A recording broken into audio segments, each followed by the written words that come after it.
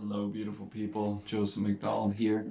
This is just a modest retelling of a recent long haul adventure that I went on through my business that I co-own, Movers and Shakers, based out of Barrie and North Bay. So the 16th was a fantastic Sunday where we went. It was Father's Day. Went to the client's home, packed up all their stuff. Everything's perfect. There's no troubles. But we gotta wait till the morning to scale the truck. I'm not the best legal person. Anybody that knows me well knows that I suffer when it comes to legal matters. Great with moral matters, legal matters not so much. So I write the contract and it says 6,500 pounds is what I can legally take. I put 1,000 pounds of insurance on there so I could take 7,500, but I promised 6,500. And I estimate the client's load at about 6,500. So I think I'm good. But I forgot to make a contingency plan. And so Sunday morning shows up and whoops, we're overweight. So we quickly mobilized, got a trailer, got it all resolved. But it took a little bit of time, took a little bit of stress. We got it done. That's what a 5-star moving business does. Takes care of our clients, and even though I will increase and improve our terms and our contracts so they're more clearly written, I'll also more clearly write contingency plans and make sure everybody's on an understanding that estimates are estimates. We can't guarantee estimates. Nobody can. That's why it's called an estimate, not a guarantee. But anyway, I get on the road. I'm doing this drive solo all the way to Nova Scotia.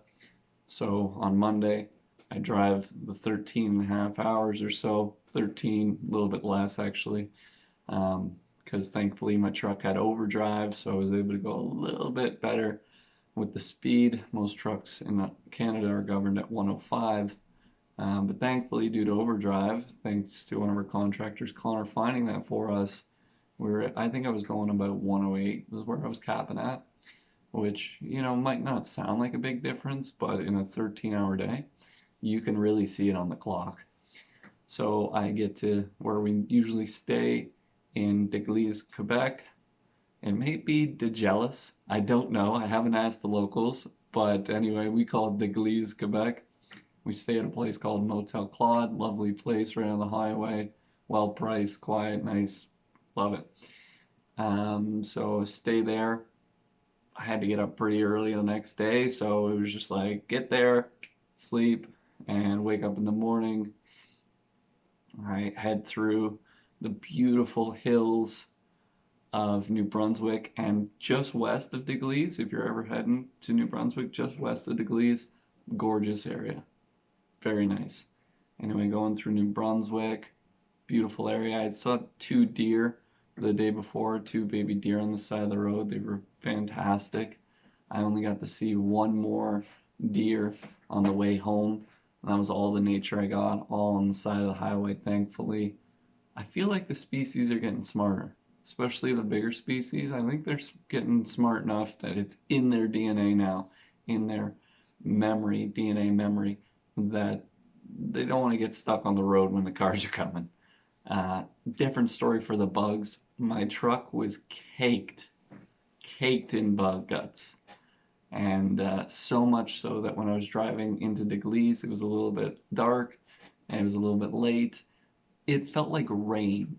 Like that's how much it was hitting the windshield. Just like rain, just the same noise as well. So that was pretty intense, but the drive into New Brunswick went totally fine. We get there on the 18th for the offload. The gentleman I hired to help me with the offload, Matthew from Your Choice Moving Solutions, was fantastic. I was very impressed. I worked with a lot of exceptional movers within our business and outside of our business, and Matthew was among the top tier. Early semi-retirement vibe, but he was a very big, strong man who knew exactly how to do all the moving that I could ever have expected. As we were doing the offload, he pointed out, I probably could have managed, if I really had to do that whole offload solo, the 7,500 pounds, but it would have been hell. So I was very thankful he was there. Great professional. Highly recommend him if you have any offloads going on in Nova Scotia or the East End of New Brunswick. Look him up, Matthew from Your Choice Moving Solutions. Basically a master mover, celebrity mover. And I don't get to look up to a ton of people, so to look at him, look up to him in this capacity was wonderful, because I always do want to improve myself and get to another level. So that was great. Everything went off fantastic. One of the members of the client's family, a gentleman named Peter, helped us a bit, and that was wonderful and refreshing. It was nice to meet the family out there, and wow, like, so beautiful. Nova Scotia, rural Nova Scotia. I saw 3 white churches within an hour of driving, maybe 40 minutes on the northern tip of Nova Scotia. And yeah, like, just you could feel the pace. I stopped in at a gas station, like a small town gas station. You could just feel the pace, because it's like gas station's tiny and it's part of a car dealership, and they probably had other businesses associated to it, and you could just feel how easy it would be to take a daytime nap on the regular in this small town. So that was wonderful. And right on the ocean, or the home wasn't right on the ocean, but the drive took me right on the ocean. The home was very close to the ocean, and it was fantastic. My favorite thing about going to the ocean is the smell, the breath, the salt in the air. You can feel it. It's very cleansing, very healing. So I was very thankful for that. And yeah, it was a great time. After I finished the offload, all the pressure's off. So I'm driving back to Moncton, and I made up a game, and he sort of just sing, God first invented the, and then you say something, and you kind of like try to articulate what God or consciousness would have been thinking when he invented that. So, like, when God first invented the blanket, so he could be warm when he's not moving. Or when God first invented the tree, so it could be tall and stand still and provide beautiful greenery to the world around in a very slow-paced, glorious life. When God first invented the midget, because he wanted to be cool and short with functional T-Rex arms. Sorry if that was offensive, but I have an appreciation for midgets. Completely don't understand it, but I've always found them to be joyful, from my perspective. So that's a cute little game that I was playing in the truck by myself. I recommend it. It creates a lot of creative neurological linkages in the brain. I was also working on my comedy routine. I'm not ready to give it to you, but basically I have this idea of having this huge personality that I could perform on stage. I think my biggest challenge is that my sense of humor is very dark and aggressive, and I just don't think the world could really put together this like gentle, loving person with this like really dark sense of humor that I would have. And my personality would be so big if I did start doing stand-up that it would just be a lot to manage. So I don't feel any need to go in that direction or pressure, but it's there. I enjoyed it. Maybe one day you'll enjoy it, and in small, places we can enjoy it as well. So I get to Motel 6 in Moncton. Moncton's fairly beautiful. I was interested to see how low the water level looked like it was in Moncton. It looked like there were some sanded areas, but anyway, in Moncton, beautiful in the very short time that I accidentally was driving down through the downtown in the truck, and then there's a tiny little bridge, and I had to do a detour so I didn't get the truck stuck. So that all worked out great. And so I go around the corner, get to the Motel 6. It was absolutely fantastic. I do this thing where I have meat once a month, and so I had my cheat meal. I had these beautiful, like, chicken winged poutine meal. Like, just imagine a poutine with chicken wings, not chicken wings, but like the meat from the chicken wings with barbecue and heat. And oh, it was most wonderful. So I got to enjoy that, watching Edmonton win the hockey game on the 18th. I guess that might have been game four. I think it was game four. Anyway, it was really good times. It was a beautiful place. They have like a beautiful patio, and I'm sure you might be able to see the slideshow or pictures I post with this. Beautiful patio, beautiful waterfall fountain thing that they had. It was a fantastic room, well priced. I really enjoyed my stay. And since I knew I had 2 days of driving to get back, I was able to take my time. So that was really nice. So didn't even have an alarm in the morning. Just went until I stopped sleeping. I think it was about 8 a.m. or maybe 7:45. I went and had the complimentary breakfast in the morning. Got on the road. I knew I was gonna have 2 days of driving no matter what I did. So I could make some stops on the way. So I stopped into Fredericton and played a round of disc golf. There's a fantastic few courses there. I went to one not too far off the highway. It's 9 holes, part of a park, bunch of gorgeous trees. I was talking about the trees. Had a great time, but it was insanely hot that day on the 19th. So played about 45 minutes or so. And I was like, oh, okay, I'm toasted, and got back in the truck, kept on my journey. I drove pretty much next 4 or 5 hours or so and got just east of Drummondville to another disc golf course. It's really highly rated, just east of Drummondville, Quebec. And it was fantastic. One of the nicest courses I've ever played. They got to get the stumps up, but yeah, and it was funny. I rolled in, and it was one of those roads where it's like local deliveries only for trucks. I'm like, I got a local delivery to the disc golf course. So I went in, and it just happened to be league night. Thankfully, I got through most of my round before I met up on the tail end of some people. They were super nice. They could speak English. I'm like, thank you for not making me look like that fool that can't speak the local language. So that was awesome. Definitely have some opportunities to improve the course because they have a ton of stumps everywhere where they remove the trees. But the course looks great, really well designed through trees, long holes, high holes. Really nice course. I had a great time.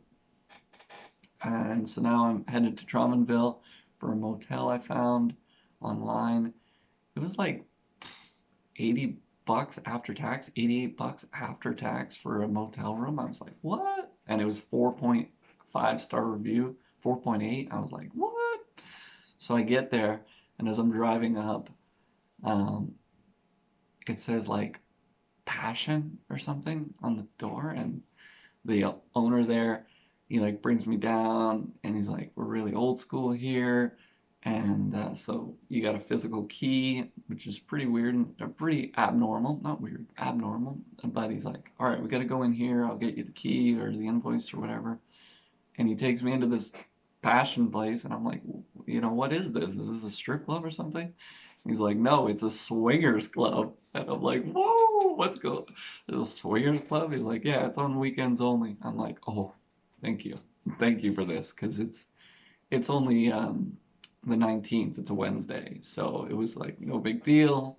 There was only like 2 other cars in the parking lot, so I got this fantastic, really nice room. Looked clean, didn't see any stains, didn't have a black light. Don't want to know. Don't want to know at all. But it was a great room, great healing, cooling, beautiful shower. Really liked the room. Service was great. I just thought it was so funny. I accidentally ended up in a motel basically attached to a swingers club. Um, the guy was also an electrician, so you could tell he was an entrepreneur. And in the morning, I guess it was his wife, or no, girlfriend, he said, that was there in the morning when I was checking out. I was like, of course you guys are really athletic, thin people. Like, that's what I'd imagine swingers to look like. Like, just assuming that if you own a swingers club, you'd be swingers. But anyway, yeah, that evening I went, got a burrito, got some stuff at the convenience store. I ran out of water. Obviously, no one wants to go to a convenience store, but time is money on the road. So, do what we had to do. The burrito was fantastic. Had a great time with that. Had a nice, gentle evening. Again, slept in as long as I could. Got up in the morning, made some calls, drove back.